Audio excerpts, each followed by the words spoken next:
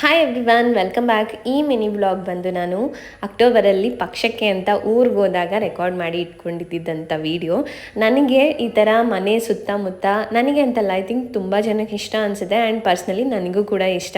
ಮನೆ ಸುತ್ತಮುತ್ತನೇ ಸ್ವಲ್ಪ ತರಕಾರಿ ಬೆಳ್ಕೊಳ್ಳೋದು ಅಥವಾ ಹೂವು ಬೆಳೆಯೋದು, ಇದೆಲ್ಲ ಸ್ವಲ್ಪ ಜಾಸ್ತಿನೇ ಇಷ್ಟ. ಅದರಲ್ಲೂ ನನಗೆ ಹಳ್ಳಿಯಲ್ಲಿದ್ದಾಗ ನಾನು ಚಿಕ್ಕದ್ರಿಂದನೂ ಫಾಲೋ ಮಾಡ್ತೀನಿ. ಈ ಹೂವು ನೆಡೋದು, ಏನಾದರೂ ಟೊಮೆಟೊ ಬೀಜ ಸಿಕ್ಕಿದ್ರೆ ಅದನ್ನು ನೆಡೋದು, ಗಿಡ ಬೆಳೆಸೋದು, ಈ ಥರ ಎಲ್ಲ ನಾನು ಫಾಲೋ ಮಾಡ್ತೀನಿ. ಬಟ್ ಈ ಸಿಟಿಗೆ ಬಂದಮೇಲೆ ನಾನು ಇದೆಲ್ಲ ಮಿಸ್ ಮಾಡ್ಕೊಂಡಿದ್ದೀನಿ.